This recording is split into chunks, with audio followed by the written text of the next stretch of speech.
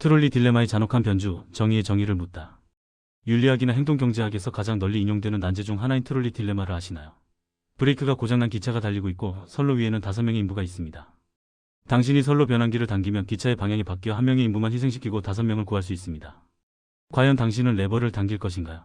최대 다수의 최대 행복이라는 공리주의적 관점에서는 5을 살리는 것이 합리적일지 모르나 인간의 생명을 수치로 환산하여 선택하는 것이 과연 도덕적으로 옳은가에 대한 논쟁은 끊이지 않습니다. 디즈니 플러스에서 새롭게 공개된 드라마 블러디 플라워는 이 고전적인 철학적 난제를 범죄 스릴러라는 장르에 접목하여 시청자들에게 서늘하고도 묵직한 질문을 던지는 문제작입니다. 살인을 저지른 자가 그 희생을 바탕으로 더 많은 생명을 구할 수 있는 의술을 개발했다면 우리는 그를 단죄할 수 있을까요? 탄탄한 원작의 힘, 이동건 작가의 죽음의 꽃을 화면으로 옮기다. 이 드라마가 가진 가장 큰 미덕은 탄탄한 서사 구조에 있습니다.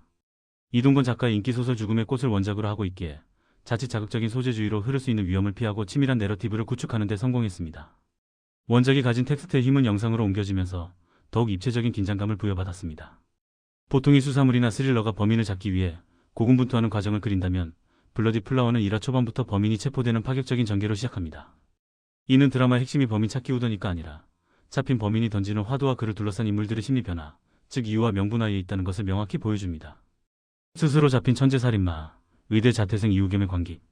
드라마의 중심에는 배우 려운이 연기한 연쇄살인마 이우겸이 있습니다. 촉망받던 의대생이었으나 자퇴를 선택한 그는 단순한 쾌락형 살인마가 아닌 자신의 뒤틀린 신념을 실현하기 위해 메스를 든 매드 사이언티스트에 가깝습니다. 그는 무고한 사람들을 납치해 살해하고 토막내는 끔찍한 범죄를 저지르지만 그것을 실험이라 부르며 인류를 위한 숭고한 희생이라고 포장합니다. 그가 경찰에 체포된 것조차 실수가 아닌 자신이 그린 거대한 그림의 일부였다는 사실이 드러날 때 시청자는 전율을 느끼게 됩니다. 려운은 그동안 보여주었던 청춘 스타의 이미지를 벗어던지고 맑은 얼굴 뒤에 숨겨진 섬뜩한 관계를 표현하며 극의 긴장감을 주도합니다. 절망 끝에 선아버지, 악마의 손을 잡은 변호사 박한준. 이우겸의 관계에 맞서는 혹은 휘말리는 인물은 성동일이 연기한 변호사 박한준입니다. 그는 한때 잘나가던 변호사였으나 딸의 불치병을 고치기 위해 백방으로 뛰어다녀 사기까지 당하며 벼랑 끝에 몰린 아버지입니다. 이우겸은 바로 이 점을 파고듭니다. 자신을 변호해 무죄 혹은 감형을 받아내준다면 딸의 불치병을 완치시킬 수 있는 치료법을 제공하겠다는 악마의 제안을 건네는 것입니다. 이우겸이 수많은 변호사 중 굳이 박한준을 지목한 것은 그가 가진 부성애라는 약점을 이용하기 위함이었습니다. 성동일은 법조인의 양심과 아버지의 절박함 사이에서 고뇌하는 박한준의 내면을 특유의 깊이 있는 연기력으로 소화해내며 극의 무게중심을 단단히 잡습니다. 나를 죽이면 수천 명이 죽는다. 살인마의 오만과 궤변. 이우겸의 논리는 섬뜩할 정도로 오만합니다. 그는 자신이 죽인 사람들의 희생을 통해 불치병 치료제를 개발했고 이것이 상용화되면 앞으로 수만 명의 목숨을 구할 수 있다고 주장합니다.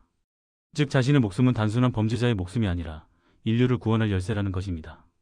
내가 가진 이 뛰어난 의술과 데이터를 두고 나를 사용시킬 수 있겠느냐는 그의 태도에는 자신을 신과 동일시하는 나르시시즘이 깔려 있습니다.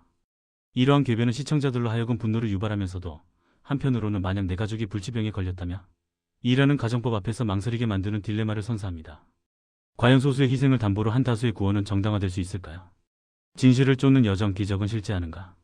박한준은 이우겸의 변호를 맡기로 결심하지만 그를 완전히 신뢰하지는 않습니다. 그는 이우겸이 주장하는 기적의 치료가 실제로 존재하는지 검증하기 위해 그의 과거 행적을 추적하기 시작합니다.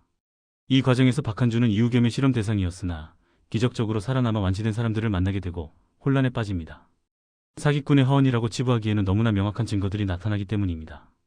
드라마는 박한준의 시선을 따라가며 시청자들에게도 끊임없이 의심과 믿음 사이를 오가는 줄다리기를 시킵니다. 의사인 아내조차 고치지 못한 딸의 병을 이 잔혹한 살인마가 정말로 고칠 수 있다는 희망은 박한준에게는 구원이자 동시에 지옥입니다. 타협 없는 정의, 원칙주의자 검사 차이언의 대립. 이우겸과 박한준의 위험한 거래에 제동을 거는 인물은 금세록이 연기한 검사 차이언입니다. 그녀는 어떤 사연이나 이유도 살인을 정당화할 수 없다는 확고한 신념을 가진 원칙주의자입니다. 이우겸이 주장하는 의학적 성과가 사실이라 해도 법의 심판대 위에서는 그저 잔혹한 살인마일 뿐이라는 것이 그녀의 입장입니다. 금세록은 그동안 보여주었던 발랄하거나 감성적인 캐릭터와는 달리 냉철하고 날카로운 검사 역할을 맡아 연기 변신을 시도했습니다. 다만 워낙 강렬한 캐릭터인 이우겸과 박한준 사이에서 다소 경직된 듯한 모습이 보이기도 하여 시청자에 따라서는 약간의 어색함을 느낄 수도 있는 지점이기도 합니다. 법정 드라마의 탈을 쓴 심리 스릴러, 진실 공방의 새로운 결. 블러디 플라워는 형식적으로는 법정 드라마의 틀을 취하고 있습니다. 하지만 일반적인 법정물이 증거 싸움과 범인 입증에 주력한다면 이 드라마는 피고인석에 앉은 연쇄살인마의 의도와 그가 사회에 던지는 메시지를 두고 공방을 벌입니다. 법정은 단순한 판결의 장소가 아니라 윤리와 생명 그리고 정의의 가치가 충돌하는 철학적 토론장이 됩니다. 이우겸은 법정을 자신의 사상을 설파하는 무대로 활용하려 하고 박한주는 딸을 살리기 위해 그 장단에 맞춰주면서도 법리적인 틈새를 찾아야 하는 이중고를 겪습니다. 이러한 독특한 구성은 기존 법정 드라마와는 결이 다른 신선한 재미를 선사합니다. 배우들의 앙상블과 의외의 비중, 그리고 조력자들. 드라마를 보기 전에는 살인마 역일 여운이 압도적인 비중을 차지할 것이라 예상했지만 막상 뚜껑을 열어보니 그걸 실질적으로 이끌어가는 화자는 성동일입니다.